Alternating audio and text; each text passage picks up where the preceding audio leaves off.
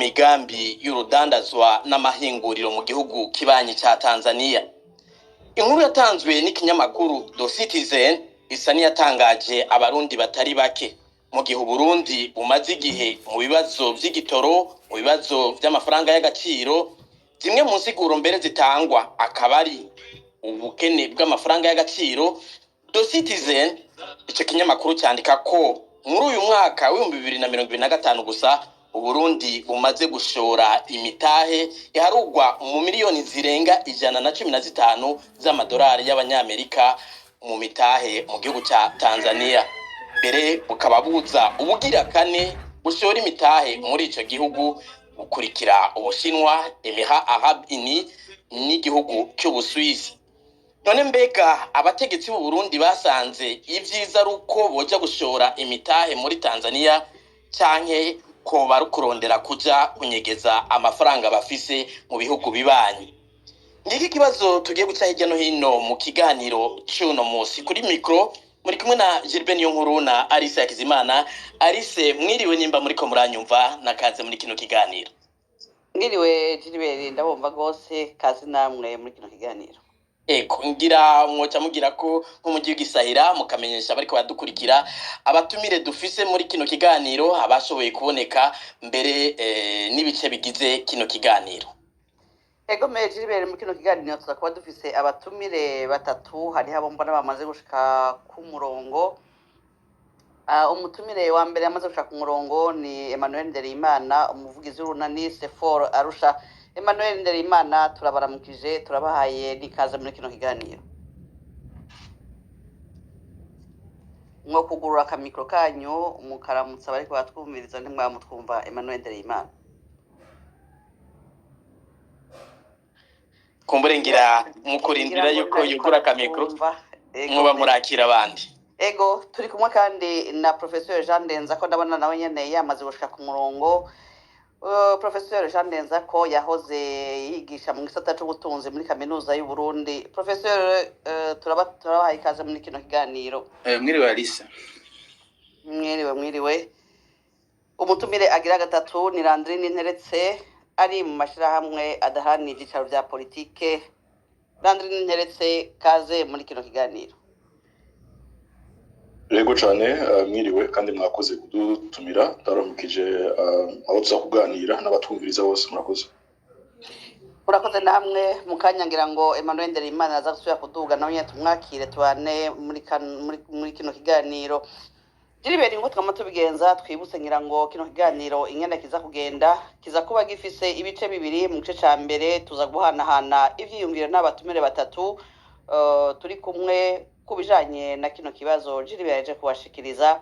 Igice ca mbere kiza kumara isaha imwe gusa, hakaba haza kuba n'igice ca kabiri kiza kumara isaha n'inusu.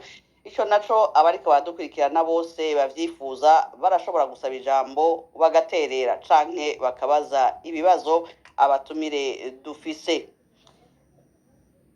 Kino kiganiro rero nkuko umugenzi wanje yari yababwiye, nje Alice Hakizimana Gilbert Niyonkuru, turiko turakiremesha mu buhinga bw'ivyuma. Turi kumwe na mugenzi wacu Jerome Kazabukeye. Ikiganiro kikaba kiza kuba gihagarakiwe na Gordiano Niyungeko. Gilbert, turashobora kwinjira mu kiganiro nyeze.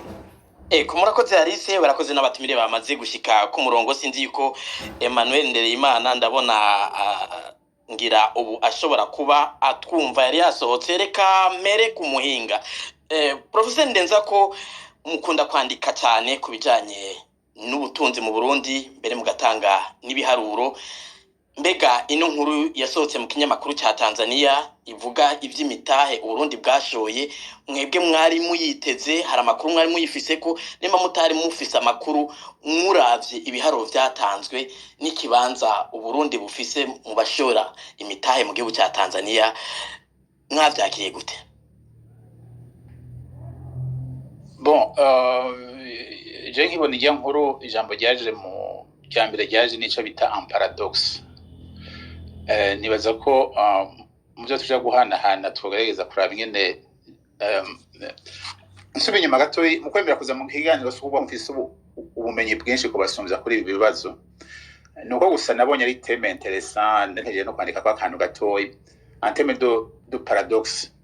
muri ekonomi hariho paradoxe nyinshi abantu bavyibuka le paradoxe de Giffen hariho le paradoxe de l'épargne hariho amaparadoxe menshi situation où ce qui est vrai pour un individu n'est pas vrai globalement pour l'ensemble des individus. Iki naco kandi investisseur burundais investisse en Tanzanie arico gusa nta kibazo cotera mugabo ko igihugu gisa amapeneri nk'ayo dufise ni situation tubona hanyuma kameme n'abaprepare kare graphique sur nashobora kuziposta mu kanya pour favoriser la discussion sur les réserves de change sur les kare graphique nk'ayi j'espère qu'on shobora kuziposta ngirandibuka ivyo Andrea yanyigishije à l'époque plutôt bakoniye plutôt yanyigishije à l'époque pour poster les graphiques nico caje mu bwa mbere nuko j'essaie de comprendre le paradoxe nkibaza nti ndashobora kuja hamwe n'abandi tugeza kumva iyo paradoxe mugabo nugerageza kuyisigura mwabaje yuko ari un choix stratégique la question que vous avez posée c'était est-ce que c'est un choix stratégique change une fuite de capitaux le titre est bien fait nibaza que ce sont les deux en fonction de quel côté on se trouve. C'est ça qui m'a intéressé en termes de titre. C'est un choix économique stratégique, on peut le justifier. Ça peut être aussi une fuite de capitaux. On peut aussi faire quelques spéculations. Donc les deux sont possibles en fonction de mon avis seguro. Ego ngira murakoze mu kanya muraca muza gutanga insiguro zikurikira mumaze kwiga canke kurimbura ico kibazo aho ico mwashitse ko murakibwira abariko baradukurikira mu kanya mu gisangize kandi namuza gusangira ijambo Landry ninteretse akabazo nako nyene mbega igihe mubonye ino nkuru isohotse mweho icyaje mu mutwe bwa mbere cyabaye ikihe murakoze Gilbert jewe nkibona ino nkuru icaje mu mutwe bwa mbere kwabaye ugutangara canke kugwa mu gahundwe kuko nk'uzi uko igihugu ubutunzi bw'igihugu bwifashe muri kino gihe biratangaje kumva ko igihugu cacu coza mu bihugu bine vya mbere bishora imari mu gihugu ca Tanzania mu gihe tuzi uko ubutunzi bumeze canke bwifashe rero kumbure ntagiye mu madetail byo nza kubaganira ko mu kanya novuga kwabaye ugutangara kwabaye ukwibaza ibibazo byinshi professeur yavuze ati ya de paradoxe ariyo ibintu bitangaje kubona igihugu kiri mu ngorane nk'izo tuzi by'ubutunzi cane mko hariho n'ibindi gihitamwo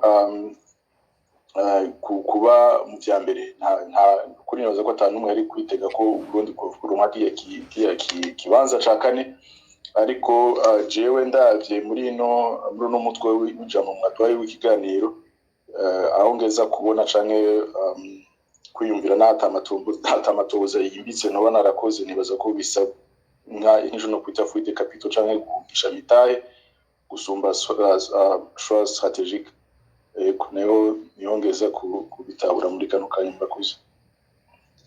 murakoze namwe sinzi ko Emmanuel Nderimana ko mwoba muri ko muratwumva Emmanuel Nderimana muratwumva kumbure ko ndabona yuko ngira kigerageza kuza ku murongo ariko nibirakunda mukurindira ko Emmanuel aza ku murongo kumbure arisemo nkondiye ngira twobanza tukaha ijambo uno muhinga avuze yuko yagize ikigwa abonye amakuru ya Do Citizen ikigwa mwagize cyagenze gute mwashitse kuki kugira ngo dutahure mwavuze muti uko ari bibiri bishoboka gute kugira ngo abatazi canke abadatahura n'ingoga ibijanye n'ubutunzi dutahure Okay, ngiranje kuba mu Gifaransa mugabo kuko ikirundi sinashobora kubihindura kuko ngira muraza kugerageza kuza turafasha gusimura ibikunda we mukwishura ndashaka ikiganiro kiri mu Kirundi ariko nibaza ko nja kuvanga buhoro kuko izo ntwara mwinshi kubivuga mu Kirundi sinashobora donc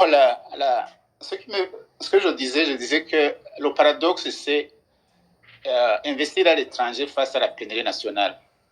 C'est ça, c'est ça le paradoxe. Alors, mwebwe muvuga muti igitangaje n'ukuntu abantu boshora imari hanze kandi dusanzwe dufise ibibazo by'ubutunzi n'amafaranga y'agaciro mu Burundi. Mon manager kubabwira donc quel côté ça peut être un choix stratégique sans une possibilité de fido capitaux chose que la norge. Alors d'un côté le Burundi face à une crise économique profonde et multiforme Landry abivuze nibaza ko bose babibona. Il y a la pénurie chronique des produits essentiels, carburants, denrées alimentaires, médicaments, etc. Donc, ces pénuries ont des conséquences directes sur la vie quotidienne des citoyens, provoquant une augmentation vertigineuse des prix. Le taux d'inflation aujourd'hui est à 45,6, les dernières statistiques de l'Institut national de statistique. Donc, une inflation naturellement. En manque de devises étrangères, je vais vous montrer l'évolution, comment ça se passe tout à l'heure quand je vais poser. La faiblesse des infrastructures, et je ne sais pas pourquoi en privé peut investir même en temps de problème, ça peut ne pas le concerner. La dépendance de l'aide étrangère, le pays reste très dépendant de l'aide internationale. L'insécurité alimentaire naho le conseil la fois passée il y a tukavuga ngo tuvuganire na mon ami à l'époque mais je vais écrire un truc sur la nutrition la semaine prochaine pas pour justifier l'insécurité mais par rapport à un autre aspect qui est plus intéressant. De l'autre côté, donc ça c'est le côté burundais, les problèmes on les connaît, tout le monde les connaît. D'un autre côté, l'idée d'investissement massif en Tanzanie ou dans d'autres pays, ça aurait pu être un autre pays ou les pays voisins, suggère que des capitaux significatifs, qu'ils soient d'origine publique ou privée, sont disponibles et sont déployés à l'extérieur des frontières. C'est ça le paradoxe. Donc on a les problèmes, mais du côté tanzanien, l'impression qu'on a, c'est qu'il y a des capitaux significatifs d'origine publique ou privée. Alors pourquoi est-ce que c'est un paradoxe?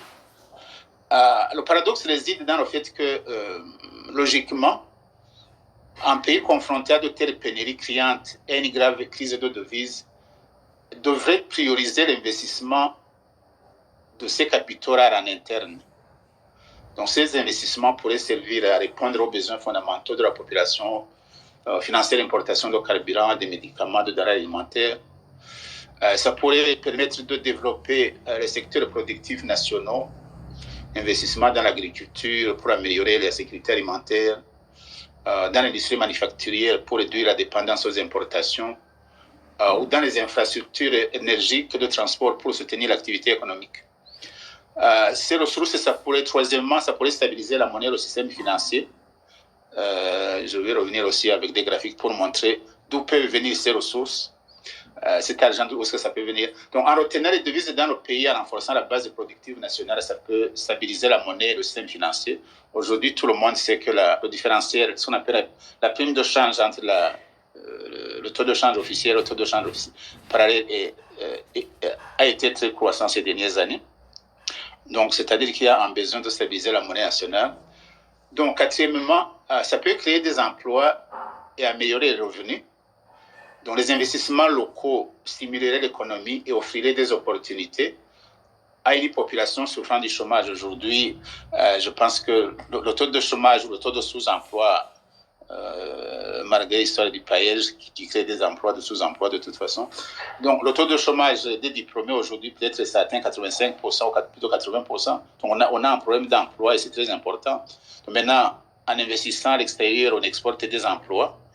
Je ne vois pas le président Trump aller inaugurer une usine de dépôt en Chine avec les implications que ça fait. Donc, le fait que des capitaux importants semblent quitter le Burundi pour être investis en Tanzanie ou ailleurs, donc l'idée de Tanzanie, ce n'est pas une fixation, ça aurait pu être ailleurs, alors même que le pays est étranglé par un manque de tout, crée une contradiction majeure. Et c'est ça qu'il faut essayer peut-être de discuter dans la suite. Et c'est ça qui m'a intéressé quand j'ai accepté de parler. D'habitude, j'écoute. Bon, pour d'autres raisons que je ne vais pas dire ici. Donc, les explications possibles du paradoxe. qui renvoie aux deux hypothèses, choix stratégique versus fuite de capitaux. Donc, ce paradoxe nous ramène directement à la dualité de notre problématique initiale. Donc, choix stratégique versus fuite de capitaux. Si c'est un choix stratégique officiel, cela pourrait indiquer que le gouvernement estime que les rendements potentiels et les investissements en Tanzanie sont supérieurs à ce qui est possible au Burundi. Ce sont des hypothèses. Donc, si c'est ça, ce serait un choix stratégique. Aujourd'hui, les engrais de famille, de toute façon, sont subventionnés à 40%, ce qui veut dire que la production n'est pas intéressante pour le consommateur. Finalement, si on peut importer les engrais de Tanzanie à moins cher, à part la fierté nationale, pour un consommateur, la subvention, c'est nous tous qui la payons. C'est un peu, si c'était le cas, moi, j'avais essayé de chercher la comparaison des coûts. Est-ce que ça coûte moins cher en Tanzanie de produire les engrais en Tanzanie et de les importer, etc. Mais autrement, on paie l'emploi, on paie les taxes, on paie beaucoup de choses, mais c'est une analyse comparative. C'est là où ça pourrait être un choix stratégique. Je dis ça pourrait. Donc, il pourrait, donc les autorités toujours pourraient espérer des bénéfices à long terme qui seraient rapatriés et aideraient le pays. Si c'était le cas. On va voir si c'est le cas. Cependant, cette rationalité est difficile à justifier. Je reviens maintenant sur la dualité. Cette rationalité est difficile à justifier face à l'urgence des pénuries actuelles. Encore une fois, on revient sur une analyse coût-bénéfice. Une rationalité probable par rapport à une réalité évidente, c'est un choix difficile à justifier. C'est ça que je dis. Donc, si vous voulez, ça peut être stratégique, mais l'aspect est limité par la réalité actuelle. Donc, ce serait une stratégie à très long terme au détriment des besoins immédiats. Encore une fois, pour en décider, est-ce que qu'elles disaient que dans le long terme, nous serons tous morts, est-ce que maintenant, on va, par rapport aux besoins immédiats, on va privilégier le long terme? C'est la question. Si c'est une fuite de capitaux motivée par l'instabilité, bon, la fuite de capitaux chaud, le président a déjà dit que la filière café, déjà, il y a une fuite de 48 millions de dollars.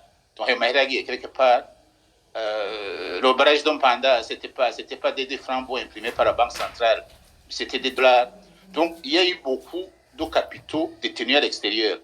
Donc, probablement que ce qui choque, les gens pensent que c'est sorti directement du circuit financier national aujourd'hui, c'est possible aussi. Mais je pense qu'il y a, les années passées, il y a eu beaucoup de sorties de sources.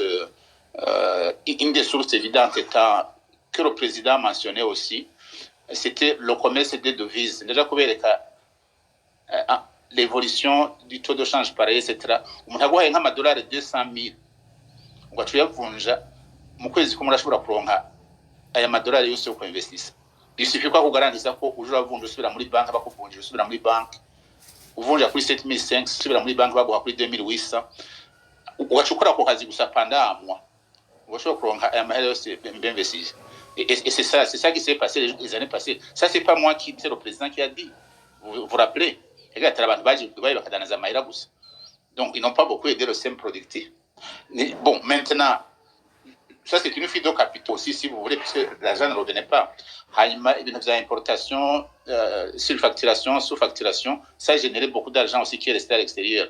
J'ai fait un graphique aussi pour vous montrer l'évolution, utilisant les données de trois brillants économistes qui sont mes anciens étudiants, Léon Sindikumana, Janvier Désiré Nkurunziza et Arkade Ndorichimba. Donc, qui ont fait les meilleures estimations sur la fuite des capitaux.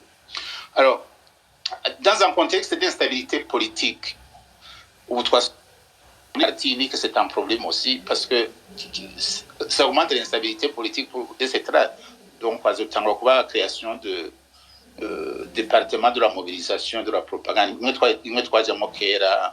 etc., la conscientisation, etc. Donc, dans un contexte d'instabilité politique, d'inflation galopante, de manque de devises et un environnement des affaires incertain, ça aussi j'ai préparé beaucoup de graphiques sur ça, donc un environnement des affaires incertain, des acteurs économiques privés et potentiellement certains officiels cherchent à mettre le capitaux à l'abri. Donc l'agent économique c'est un agent rationnel, les privés, même les officiels cherchent à mettre l'agent dans l'abri. La Tanzanie, avec sa relative stabilité, son marché plus grand et son export devient alors un refuge pour ses capitaux. qui ne trouvaient pas des conditions favorables ou sûres de s'investir au Burundi. Donc, cette fuite aggrave directement les pénuries et la crise interne. Donc, ça, c'est la voie de la fuite. Donc, le paradoxe est qu'un pays asphyxié par les pénuries et le manque de devises verrait pourtant des capitaux considérables investis à l'étranger. Donc, ça met en lumière une stratégie de développement très risquée et difficile à justifier à court terme, soit plus vraisemblablement les conséquences d'une fuite engendrée par la dégradation de l'environnement économique et interne. Alors, maintenant, si on voit sur l'aspect comparatif sur les profils, les avantages comparatifs, par exemple, la Tanzanie a un PIB de 70 milliards versus 3,6 milliards pour le Burundi. Donc, c'est un grand marché. Donc, ça, c'est le choix stratégique pour un individu qui a des ressources, peu importe l'origine.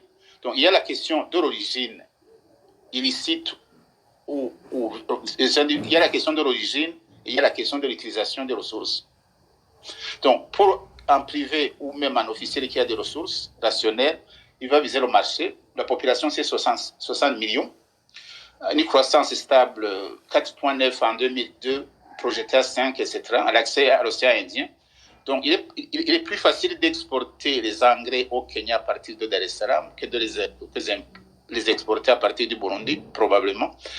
Alors, le climat d'investissement favorable, la Tanzanie est parmi les 10 plus grands bénéficiaires d'investissement direct étranger en Afrique, avec 1,1 milliard de dollars en 2023, avec un stock total d'investissement direct étranger de 18,6 milliards, 24,2 pour le PIB. Je vais montrer les chiffres pour le Burundi, c'est proche de zéro. Et puis, ils ont des secteurs attractifs comme l'agriculture, l'exploitation minière, etc. Alors,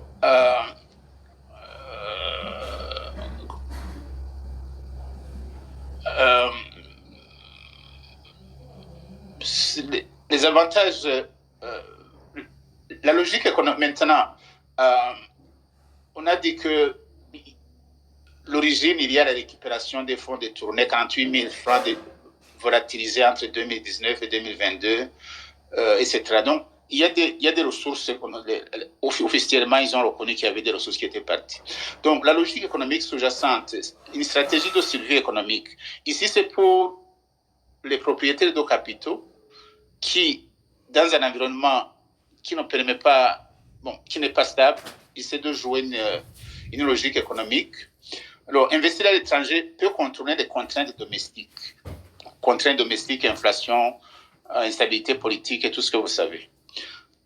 Ça peut créer des ressources de devises externes, mais ça peut sécuriser l'approvisionnement en intrants critiques aussi. Alors, l'avantage de la Tanzanie versus le Burundi, ça c'est le côté stratégique pour un individu, pas pour l'ensemble des individus. C'est ça le paradoxe. Donc, pour un individu, il peut choisir la Tanzanie ou un autre pays à cause par exemple, les infrastructures énergétiques stables, l'accès aux matières premières, un marché régional, l'environnement des affaires, etc. Alors, pour le Burundi, l'impact et implication, les gains stratégiques, ça c'est encore une fois pour l'investisseur, peu importe l'origine des capitaux, parce que ça, c'est un autre aspect. La sécurisation de l'approvisionnement, la génération de devises, le transfert de technologies. Donc, l'individu stratégiquement peut penser que c'est plus facile d'investir ailleurs que d'investir dans le pays. Ce n'est pas une question de nationalisme. Alors, mais il y a bien sûr des coûts et des risques. L'aggravation temporaire des pénuries domestiques, ça, ce sont les conséquences d'un choix stratégique de certains individus. Les pertes d'emplois locaux, parce que l'usine FOMI va créer 3 000 emplois en Tanzanie. Donc, ça veut dire que c'est 3 000 emplois qu'on a perdus dans une situation où l'emploi est un problème majeur. Les pays comme l'Égypte, ils ont commencé à encadrer la sortie des capitaux. À partir de 2019 aussi chez nous, il y a des restrictions sur la sortie des capitaux. C'est pour dire que ce sont des capitaux certainement qui sont sortis il y a longtemps, pas peut-être très récemment. La dépendance accrue vis-à-vis de l'étranger, donc en termes d'approvisionnement aussi, il suffit qu'on ait des problèmes avec le pays voisin et puis ils peuvent arrêter même l'importation de tout et puis notre système agricole est asphyxié. Et puis, il y a une question de justice sociale. Investir à l'étranger pendant les pénuries. Alors, pour la Tanzanie, bien sûr, les bénéfices sont énormes, création d'emplois, réduction de la dépendance aux importations d'engrais, etc.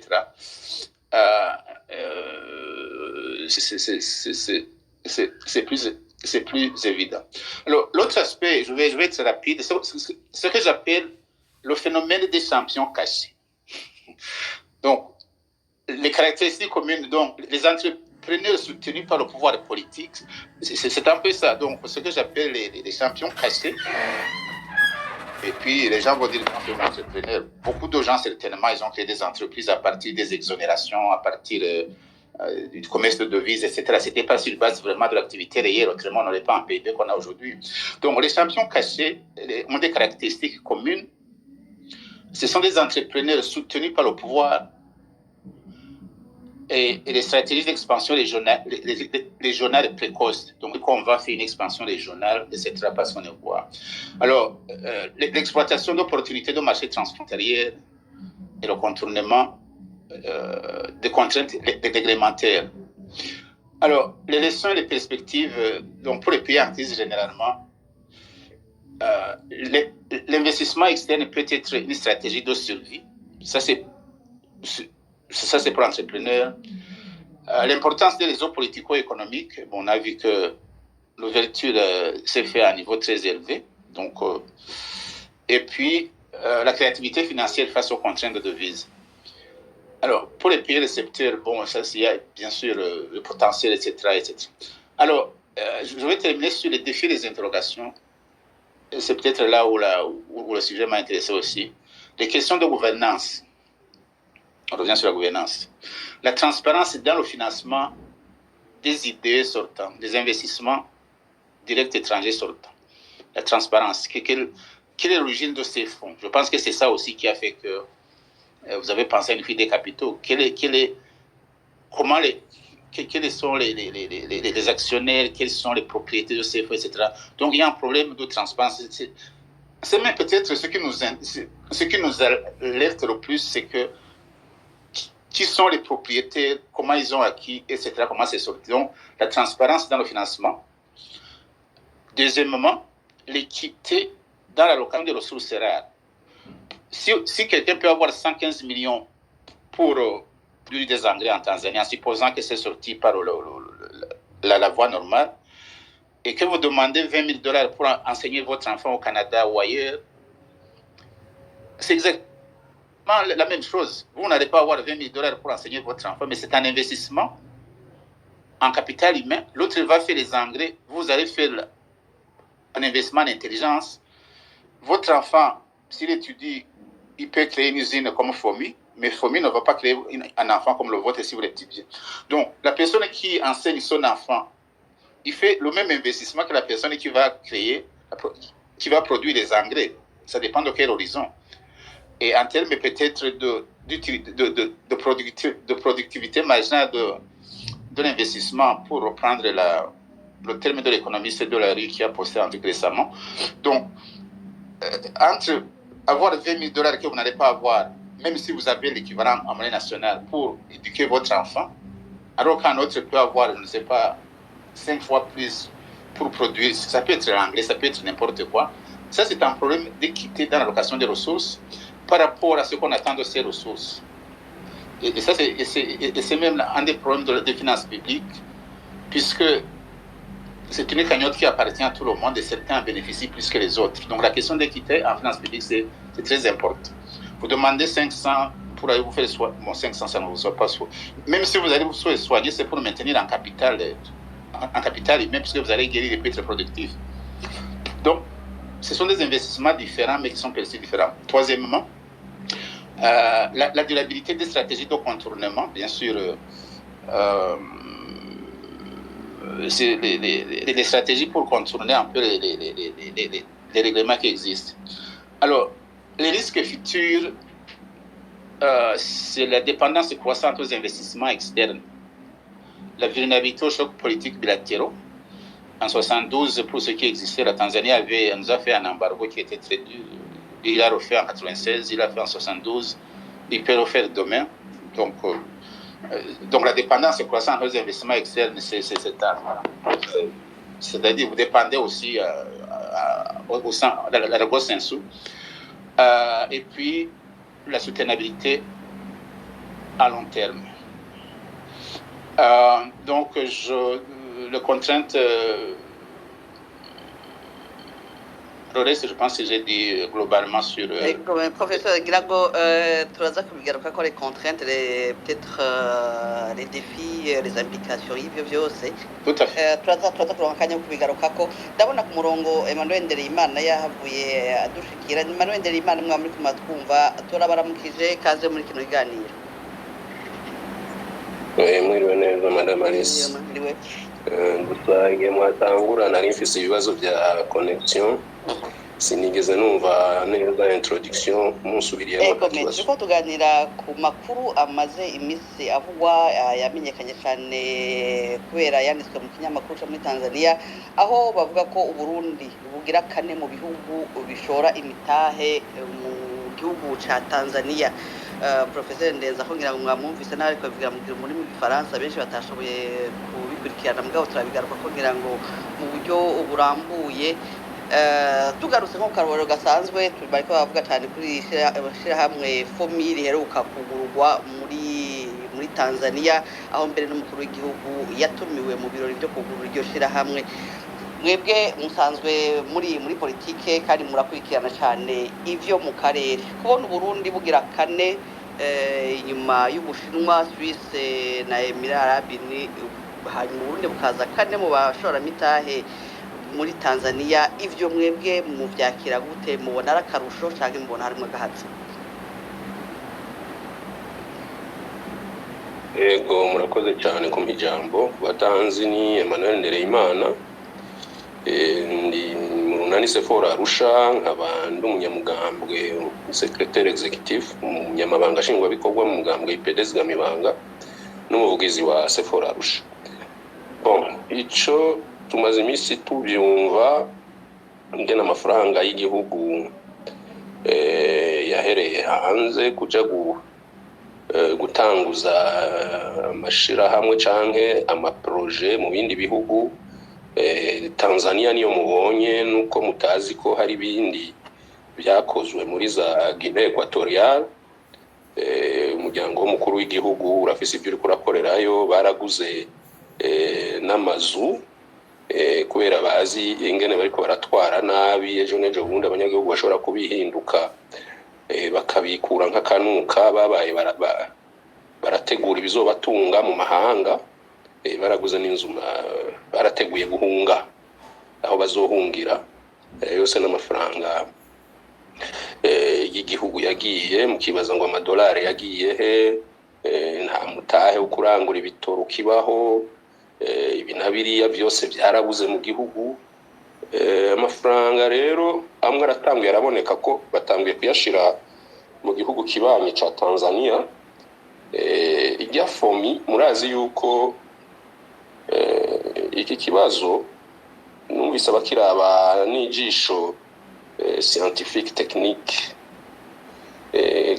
bija mu buryo bwa technique bwa science économique iyo ari situation normale iyo ari ibintu bisanzwe. Ariko ibihe turimo mu Burundi ni bihe bidasanzwe, ni bihe bya politique yo guhemukira igihugu n'abanyagihugu. Kubahemukira gute? Ona nka FOMI mu Burundi turumva ko idakwije umwimbu, abanyagihugu bama bariko baridoga ko umwimbu udakwiye. Ariko muri uwo mwanya nyene hakaba ariko haraba investissement y'ibintu biruta capacité ya FOMI mu Burundi nk'incuro 3 canke 4 bakavyubaka muri Tanzania. Ujye mugabo wa FOMI ego n'umugwiza tunga wo ku ruhe rugero muri Afrika kugira ngo ashobore kugira ijya FOMI Burundi agira na microfinance Burundi acagira n'ikintu rutura muri Tanzania.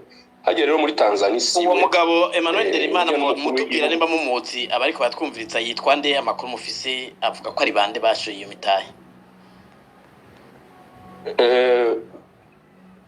Utwara FOMI nta utamuzi ariko gusa nirinda kuja mu mapublicité y'abantu utwara fomi nta utamuzi nyeneyo uwo bita ngo ni nyeneyo. Ariko aha rero je ndiko ndarondeza amafaranga y'igihugu yaje ujya ni nk'umwungere w'inka yabikije inka, umuntu yaramubikije inka, we icakora nukuyigaburira bagasangira amata ikamwa. Ayo mata ikamwa rero uwo yamubikije umukuru w'igihugu famille présidentielle Ndayishimiye Evariste Neva n'umutambukanyi wiwe nibo bene bijya bintu mubona muri Tanzania. Uyu vyitirirwa bavyita blanchiment d'argent, niwe tubona ariko si ibyiwe. Ego ashobora kuba afisemwo akantu nk'ibice 10 kwijana. Emmanuel Nderimana kuko ntibishoboka ingene mwege mugira muti Adrien nigacika byatazira ziranotse nigacika ivya amafaranga sayiwe nayo umuryango w'umukuru w'igihugu bijya biri muri Tanzania nivyo umuryango w'umukuru w'igihugu. Ega n'ibintu byatanguye kuva kuri nkuru nziza, nta utazi ikintu bita ngo ndimwo ukuzanye umutayo wo gutanguza projet yariyo yose bakabona nini barakwegera bakavuga ngo barimwo kandi atamutahe bazanye. Ariko no munsi hari ukuntu kunyegeza amafaranga. Ushobora kumbaza uti none ko ari by'umukuru w'igihugu kuko ibabitwaye muri Tanzania batari kubikorera hagiye Burundi. Bonyene barazi yuko baravye bya politiki ngene biko birevuriwa, barazi ko ejo nejo bundi abanyagihugu bashobora kubikura bakabakura, ariko bakuyeho biri Burundi bizoca bigaruka mu matungo ya leta. Ariko barabitwaye muri Tanzania bizogorana ingene bigaruka mu matungo ya leta. Bo rero bakalkira kuzoba bafise ivyo bivye biri mu mahanga. Iyo muri ko murarondera dolari z'u Burundi zagiye nizijya nyene ziko zirakora biriya bintu muri Tanzania. Baziranotse n'ibiraro n'amafasade guhenda abarundi, ziranose n'umwom d'affaires, mais n'umwom d'affaires kuruhe rugero. Ico nico abarundi bategerezwa kumenya. Ni gute muri Tanzania ziranotse akora y'umugambi Neva akaja kuinogira uwo mugambi wo muri Tanzania ataca ufiseko. Muzorabe mu Tanzania afise icakora i Burundi, muzopfa mubonye Mama Sania aje kuinogira i Burundi nuko ujya ariko akurikirana amatungo yiwe abikurikiranire hafi. Baziranotse iyo bariko barablanchisa amafaranga sinzi uko no kivuga mu materme meza mu Kirundi, ngira benshi barabitahura. Umva kwerekana ko amafaranga ari yanaka kandi atarayiwe bona abakozi. Hanyuma ikindi mwoshirako CNDD-FDD yinjiye ku butegetsi mu Burundi, abo ba economiste babikurikirana ku munsi barazi le trésor public yari igeze kuri valeur ingana gute en terme de millions de dollars. Uno munsi nta nzahabu nimwe tugifise muri trésor public baba bayikorako. Ivyo byose byarasohowe byaragurishijwe bija mu migambi yo hanze. Nababwiye neza ko byatanguye kuri nkuru nziza. Nkuru nziza wenyene ndasabye benshi bazokore amatohoza barabi ibintu nkuru nziza yubatse i Buganda. Ibyo bintu yubatse i Buganda nibyo byishe uwitwa Jean Petit Nduwimana. Jean Petit Nduwimana yarageze i Buganda arafotora ahantu hangana na quartier yose investissement za nkuru nziza, araza amafoto ayarungikira Rajabu turi kumwe mu mpimba kuri WhatsApp. Rajabu aca birungikira nkuru nziza ati bwa bundi ibi nivyo twagwaniye kugira ngo amafaranga y'igihugu azonyikire mu mahanga ku nyungu zanyu mwenyene. Ico nkuru nziza yakoze yararondeje Jean Petit hasi no hejuru. Baramenya ko Jean Petit ari muri Congo yigisha ibiharuro muri école privé. abajeperereza muri Kongo barahabwa amafaranga amatwa dusumira babahaye $500 gusa. Jean Petit baramuzana Bujumbura. Icyambere bamukoreye Nkurunziza yabasabye ko babanza kumutobora amaso mu kumwica. Amaso yabonye ibyo bintu i Buganda abariyo babanza gutobora. Ubu ingene bamwishe nabi. Bamwishe bamubambye ku giti inyuma ya Kabururi. Basirikare bariyo barabitubwiye turi mu bintu. Donc ni bishasha rero ivyo byo kuba batwara ibintu bakagurisha bagacuruza amafaranga y'igihugu mukavuga ngo nta dolari na rimwe ryo kugura rivehe. Abantu basigaye batunze nka ba Bill Gates namanda basubiriramo. Umudede umwe yashitse mu Burundi 2004 2005 bava mu ishamba baje batagira ni kambambiri. Uno musi tukaba tuzi ko atari abakomersa saba homme d'affaires nta numwe afise montagne ya trésor yarazwe na se na seku. Uno munsi bakaba bari mu batunzi ba mbere muri Afrika i Afrika y'ubuseruko turimo. Ibyo bintu birateye isoni nibikubita gashi cyane abarundi twenyene duhaguruke turabe ico twokoze ibyo bintu. Umva mu ncamake rero ntimuje muri kabagende ngo amafaranga y'igihugu ngo amafinancement muri Tanzania muri Tanzania n'amafaranga y'u Burundi n'amafaranga yatwawe n'umukuru w'igihugu baziranotse bayakoresha nko gufasha umuryango w'umukuru w'igihugu n'ibintu by'amadiri. Make ni ibyo murakoze.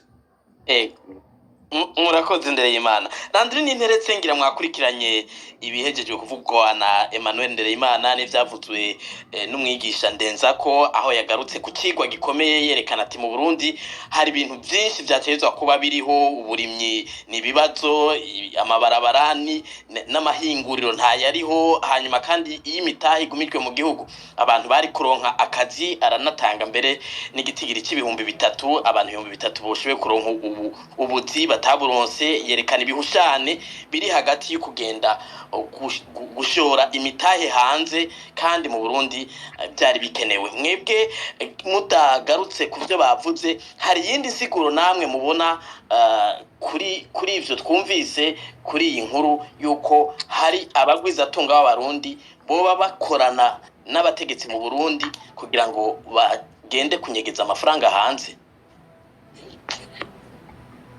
Yego murakoze Gilbert kuri ico kibazo.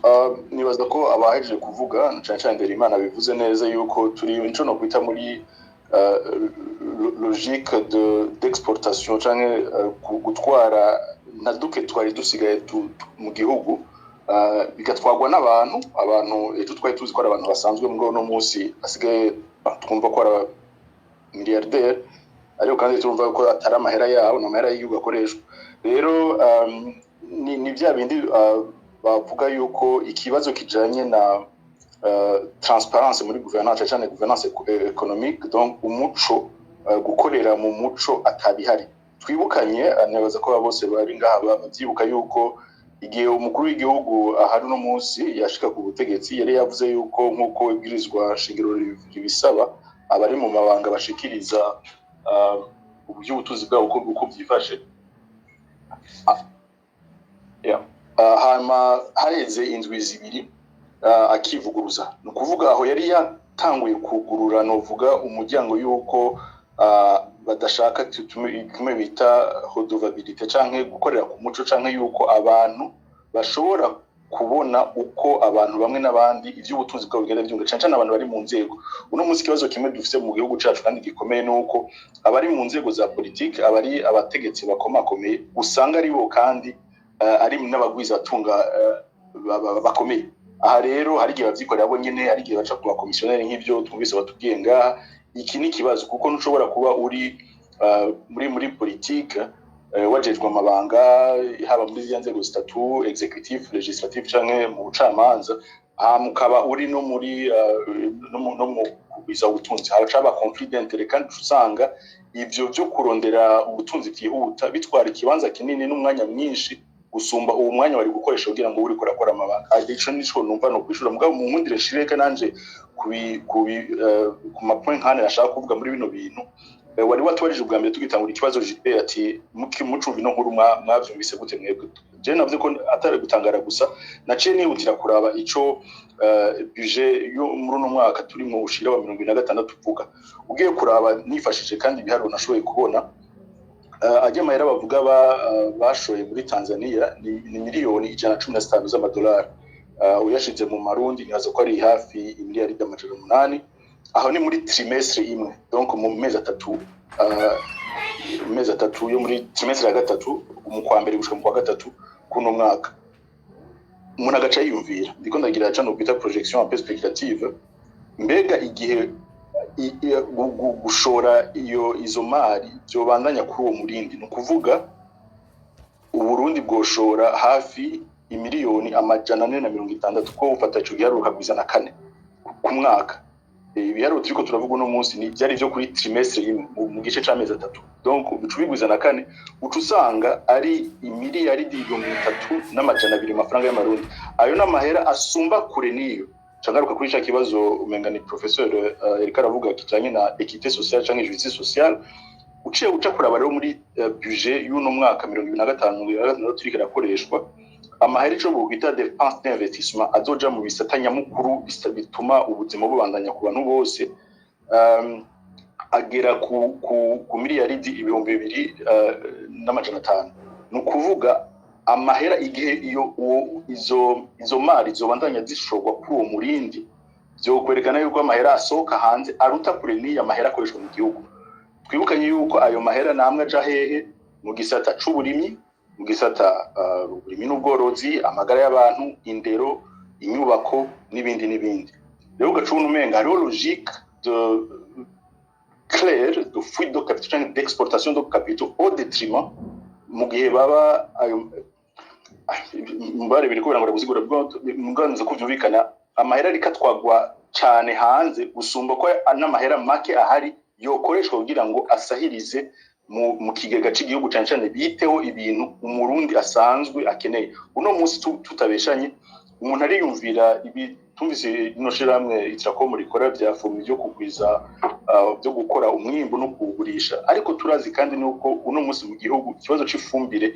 camyeho kandi kimeze nk'ikibitoro bimaze imyaka twumva abarimyi haba hirya no hino bubanza abarimyi b'umuceri wo mu cibitoki abarimyi bibindi biterwa bitandukanye bavuga ati nyabona ntitwigera turonka amakomande yacu turatanga amahera ituzofe tubonye iyo fumbire ya fomu bego bigiye muri Tanzania ntigiye kuboneka umuntu ari yumvira umwigisha canke umunyeshuri ariko arasanga aronka ko ndabiharuro umenga mu gisata c'indero bayihaye 13% gusa mumve kandi yuko ayo mahera gihe yobanda igenda kuri uwo murindi asumba kure niyo amahera leta iriko irashira mu bisata nyamukuru bisanzwe bifasha ubuzima kubandanya ikintu uvuga ico ni kimwe ca kabiri sinogiteba ko cyane babajije la source de cette origine ayo mahera mbega vahe uno munsi kumenga mu Burundi tske tubona abagwiza tunga bakaruhariwe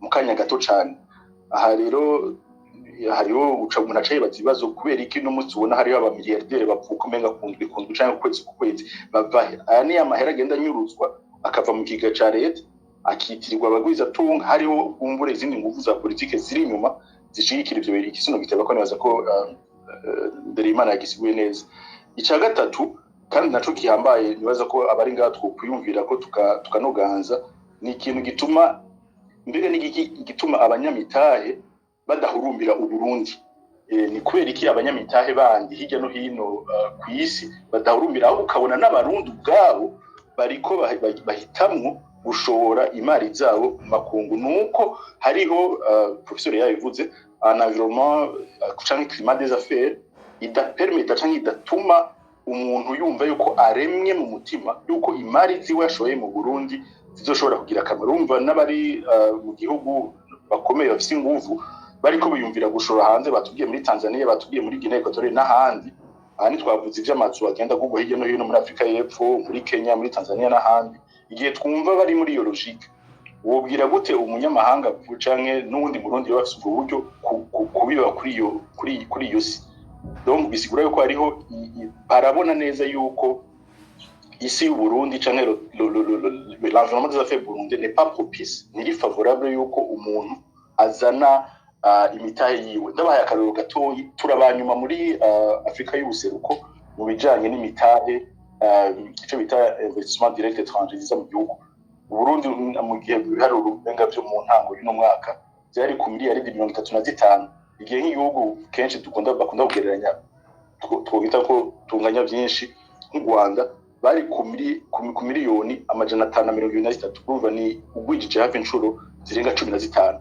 Murumva ko turi nyuma cyane. Ni ukuvuga nta cyizere kihari yuko kuzana imitahe mu gihugu bituma iyo mitahe yawe ishobora kuzana akarusho ukabandanya ufasha mu gutera igihugu, ahubwo n'abandi mu gihugu bahitamo kuyatwara hanze kuko bafise impamvu canke hari ico bazi gituma bidakunda. Impamvu ni nyinshi murabizi, ibya politika n'umutekano sinobigaruka ko byinshi, environnement macroéconomique professeur yabisiguye, le cadre réglementaire juridique murazi naho niko bimeze, nuko igihugu cyacu kizwe nk'itorohereza abikorera ibyabo.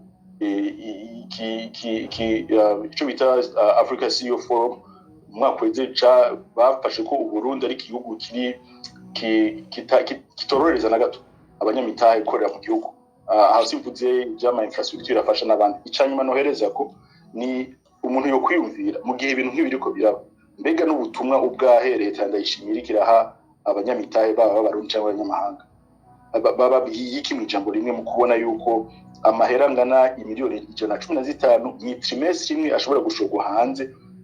Mu ijambo rimwe ababwiye ati aha hantu si ahantu hizewe, si ahantu ho gukorera, ahubwo uwuyafise wese natware hirya natware hanze kuko aho iwacu ntibimeze neza. Niko rero niko kamabate bigace bigaruka kwica kibazo professeur yavuga ca paradox. Danko canke mu ruhande rumwe tubona imitahe hari mu gihugu, imitahe privé y'abantu isoka hanze, ku rundi ruhande ukabona leta yamitera kamo abagwiza tunga bo hanze. Braza amanama yateguwe hari nimaze ko inama ruko kumanyuma yabaye kwa Kigara mu mwaka uheze, imwe bita table ronde des investisseurs, bavuga ngo nimuzane imitahe, ariko ntibitangaje yuko bajya baje bose bagize ico no kwita de facto promesse, baremeye batemeye, bavuga ati tugiye kuvyiga twiraba mugabo en terme clair iyo atagiharuro gisohotse kiza kirangiza iyo nama ari table ronde musanzwe abari esheki bavyananiwe aco babashitse. Rero bizobandanya bigorana yuko Burundi bukwega imitahe y'abarundi canke y'abanyamahanga kuza gukorera mu gihugu mu gihe n'abarundi ubwo nyine ubwabo bahitamo kuyashukishora hanze. Ikamedageza ngaho murakoze. Ego koze Landry. Professeur Nezakanga tikuye sorry no gato inagomba kugira ico nongereza ko gato. Ifko n'umwanya wo guha abarundi umuco kubijanye n'amakapito fuite de capito zija hanze ari amafaranga y'igihugu kandi agatwagwa nabo jejwe kuyakingira. Nagomba ndabereke gato, murabona nk'igisata c'ikawa twese twakuze tuzi yuko niyo exportation ya ikawa tugurisha mu mahanga nizana amafaranga y'agaciro Uburundi bwikorako muri ibi nabiriya mu iterambere n'ibindi. Icyo gisata cyaciye gishigwa mu biro by'umukuru w'igihugu nk'uko umengo ministere catwagwamwo ntabyo yari ishoboye, bagishizeyo kubera iki? Kubera niho hari amafaranga. Ayo mafaranga rero ivy'ikawa murabizi ubu biracumbagira kuko ayinjiye yose aciye mu ikawa. Amasiha twashize imbere arasama agatwara. Ica kabiri muribuke ejo bundi ku rugomero rwa Mpanda umukuru w'igihugu aja kuharaba agasanga bariko bakora utuntu twiyondoyondo ibintu byose deficit miliyaridi 54 arakoma induru ntaca atavuze ararira arahogora ati ubu nyene ngiye gukora umugwi d'enquête amafaranga tumenye yo yagiye abayatwaye bafatwe bahanwe. Imvugo yabaye ingiro aragira uwo mugwi d'enquête bakidemara gusa enquête zitanguye bamaze nk'indwi imwe zibiri baragaruka barababloke babaye bloke kubera iki? Basanze ayo mafaranga miliyoni zirenga miliyari zirenga 35 niwe yazitwaye akiri umukuru w'umugambi. Urumva baraza baramwereka bati raba aho ibintu bigeze, utaduhaye uruhusha ntitubona ingene tuzotira conclusion yuko ari wowe uri umusuma wa mbere. Yaciye ategeka ko dossier bayubika, kandi muzi amaborogo yakoze kurajya amafaranga. Niturondere rero kure uyo mugabo yitwa ngo umukuru w'igihugu no munsi nazane amatungo y'igihugu ariko arasehera hanze, abarundi bakaba bacumukuye bakenya urunuka bimwe bitari bwabeho kuva isi ibaho. Nimuronderere kure, nta nico gituma atawufungwa ngo yononye ibi kuko niwe aba yabitwaye. Gusa iyo wiyivye ukamuhako ntaco bakugira.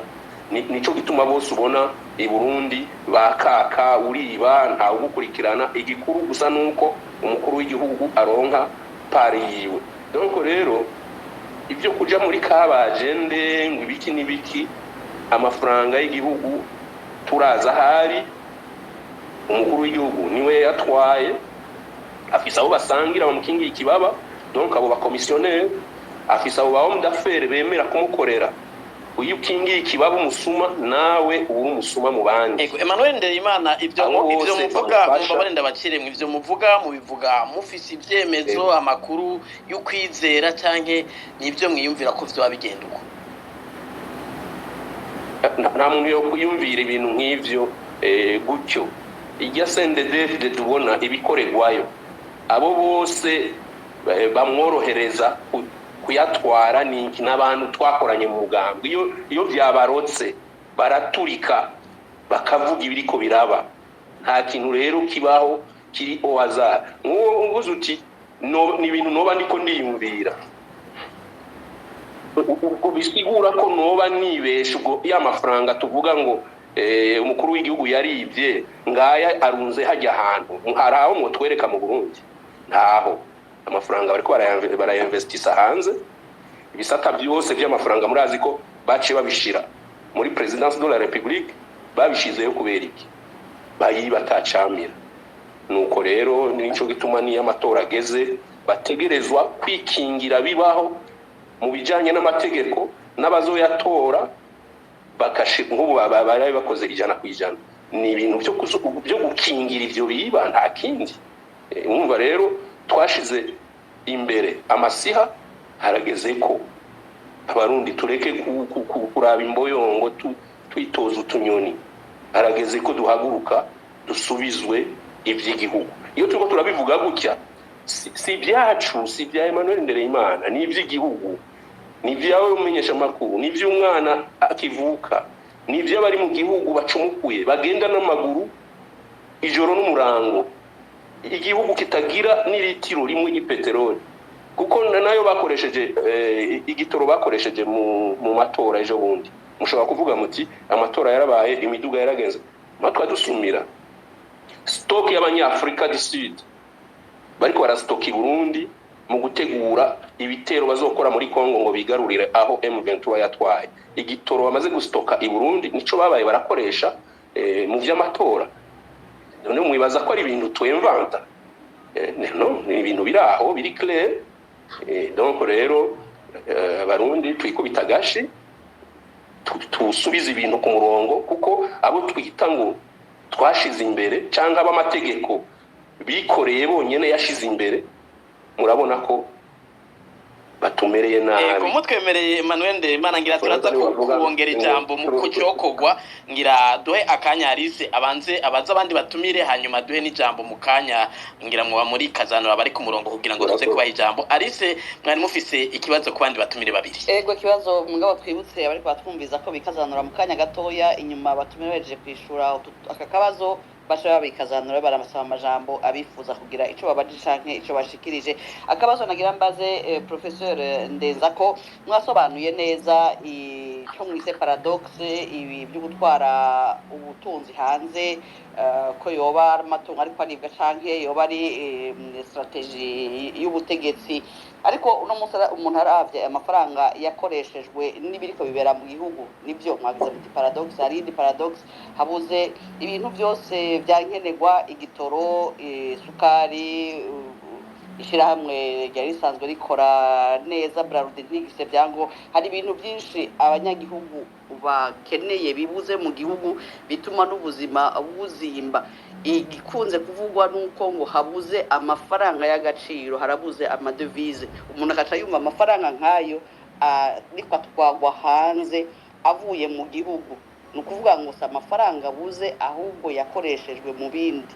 Ibyo mwebwe mubiha insiguro nyabaki ko igihugu gifata amafaranga nk'ayo ari mu gihugu kayatwara hanze kandi igihugu kibikeneye, abanyagihugu bariko baramererwa nabi, ibintu byose byazimvye? Bon, Nishure. Ego. Oui, en fait, ibi si bishasha nuko gusa vyamenyekanye mugo si bishasha. Ufashe ama estimation bantu bagize sur la fuite des capitaux sur trois périodes et utilisant des méthodes différentes depuis 72 jusqu'à récemment. Les gens qui ont fait l'estimation sur les fuites de capitaux estimaient entre 3 et 6 milliards. J'ai fait la moyenne sur toute la période en utilisant des politiques, plutôt ce qu'on appelle les périodes imbriquées. On a 70 à 85, on dit 85 à 2013, 2013 à 2018. Donc forcément, il y a des doubles comptages. Donc c'est un système d'années imbriquées. Mais en faisant le calcul, on tombe sur une moyenne de 122 millions de dollars par an de moyenne, ce qui est à peu près, à ma franga, 115 millions, c'est à peu près au même montant. Donc si tu prends la moyenne des capital flights, donc des vues de capitaux depuis 70, la différence, c'est que il va acheter un paradis fiscal, il va investir en Tanzanie, il débat qu'il veut que là-bas, on soit les.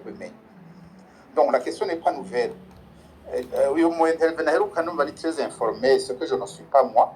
Donc j'ai pour avoir une approche d'économie politique et de politique économique. Niyo ugiye kwa muganga agasanga uwaye ikintu cya mbere agira nta kwakiza gituma ibyo wagize kugira ngo ugware. Mugabe ugiye nk'imuhira barashobora kuba ati wowe ugwaye niwe wigwaza kuko umunywa inzoga cyangwa umugira iki. Donc on va dans les détails sur la cause. Uyu mu intervenant wa mbere rero je le remercie parce qu'il nous informe sur les causes.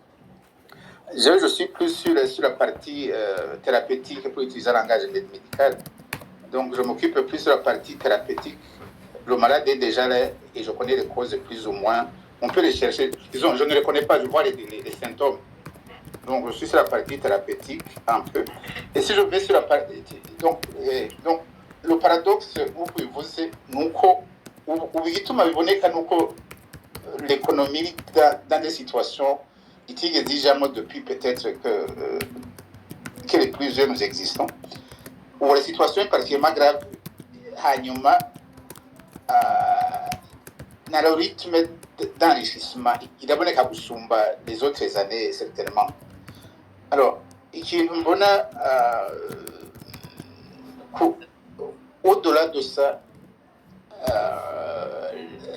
il y a des problèmes même aux Indignis, quand il les Indignis. En période d'inflation, il y a d'office, personne ne viendrait investir, y compris nous-mêmes. Bon, kuko investissement zose urashobora kugurana amahera muri Canada ukaza kubaka inzu i Burundi. Iyo si capital flight, c'est un flux normal. Donc les gens peuvent amener même des capitaux empruntés kuko investir c'est souvent utiliser l'argent des autres. Mugabo ushobora kuza kugira une production où la demande n'existe pas parce que l'inflation tend vers l'infini. Que ce soit l'étranger qu'on cherche croise, que ce soit nous-mêmes. Donc, indépendamment, il y a un problème qui est réel, que je ne néglige pas. que le résultat des politiques aussi qui sont en cours. Aussi longtemps que la Banque centrale, les choses ne feront que s'empirer. Maintenant, il y a une tendance à tout mettre à la présidence. N'a pas égé un programme actif du marché du travail dans les autres pays. On voit jamais présidence, on voit un budget infini, une structure pérenne. Qui fait quoi en fait? Qui crée des emplois nous appelons des emplois de sous-emploi. Ufashe umu engineer électricien akaja korora inkwavu agacangaje abajuriste bane bamufasha kuzorora wacuvuga ngo wakire 5 emploi hambwa cuje gutanga plus ukavuga ko ibintu bibegere neza. C'est pas ça qu'on cherche en termes économiques.